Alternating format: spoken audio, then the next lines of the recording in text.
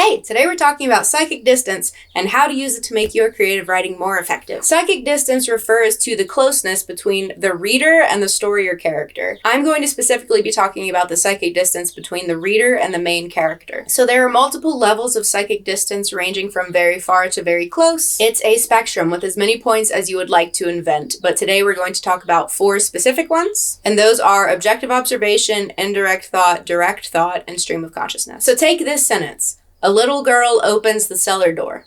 Who is she? What's she thinking? What's she doing in the cellar? We don't know. We know nothing about her, and because this is an unknown character, it makes sense for the reader not to feel very attached to her. On the other side of the spectrum, you might have a sentence like, the next rung creaks in pain, and I grip the sides of the ladder, as if any part of the rotting structure is safer than the next.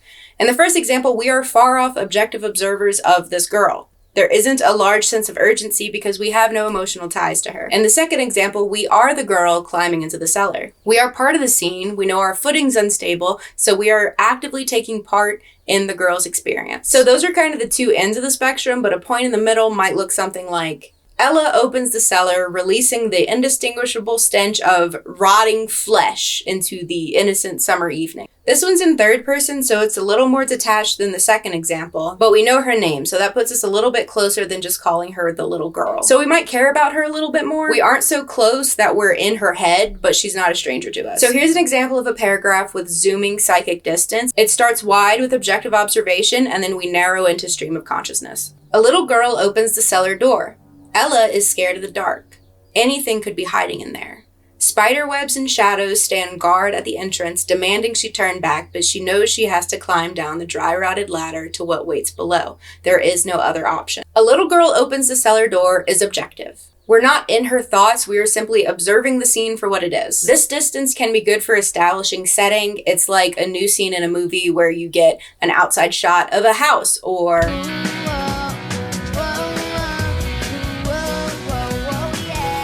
So in this tier, the narrator is in charge. We are getting 0 input from the actual characters. An example that keeps this kind of distance of narration throughout an entire story is Lemony Snicket in A Series of Unfortunate Events. Those books tell horrible stories of children being orphaned and abused and trapped in marriages with their uncles. Why is it marketed to children? Because the psychic distance is far enough away. The reader is viewing the characters through Lemony Snicket, so far off that it isn't nearly as emotionally impactful as it would be from a closer perspective. Through the series, we are constantly reminded that this is a story. Lemony Snicket's voice is so strong in the narration that it's like he's constantly coming out saying, hey kids, this is a story I'm making up, don't be too sad. If you are interested in stories with happy endings, you would be better off reading some other book.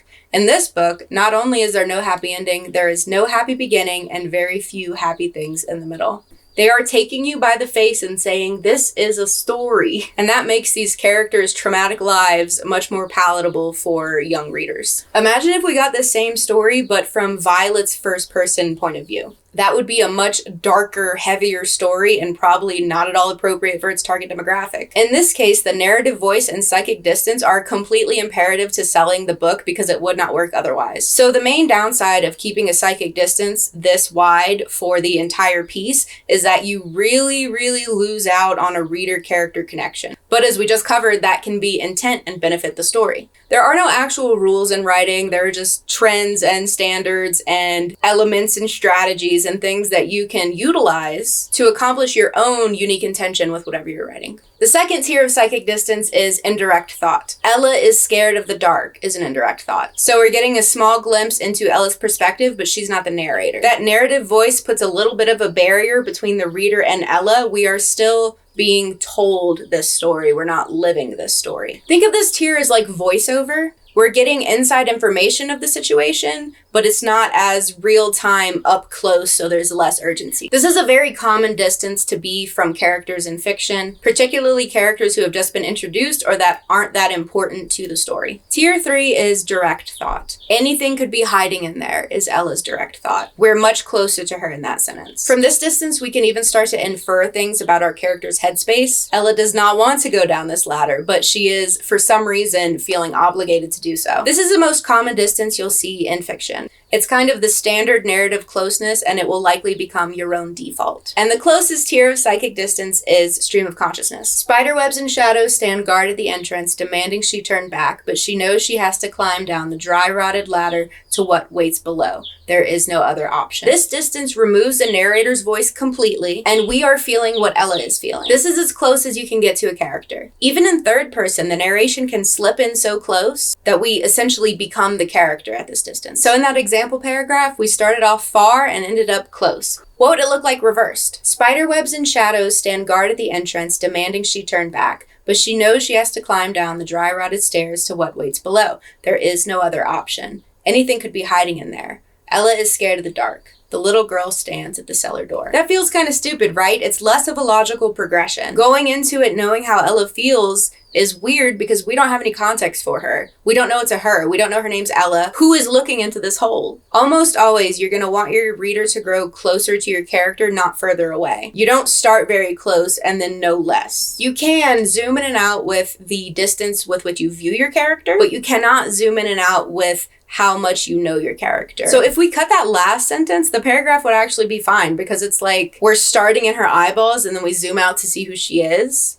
Could be a little stylistic moment, but we can't have her then be the little girl after we've been in her head and know her name. You will hop around with psychic distance throughout your narrative in general, especially if you're not in first person perspective. But one aspect you generally should not change is the closeness with which you refer to your character after we know their name. This is one of the most obvious ways that writers will mess up with their psychic distance, hopping around with how you refer to your character. I am making this entire video in order to complain about this one thing. You got me. So inexperienced writers will often call a character by their name, Ella, then they'll use a synonym in the next sentence, like the little girl or the blonde child. We already know her name is Ella, so at that point, using synonyms is just zooming in and out of character intimacy for no reason. Writers who switch their psychic distance when referring to characters are often doing it for one of two reasons. One is to avoid the repetition of the character's name. Two is to remind the reader that Ella is blonde by calling her the blonde. Neither of these are good reasons to regress on psychic distance. If you feel you're being repetitive with your character's name, do you need to be using their name so often?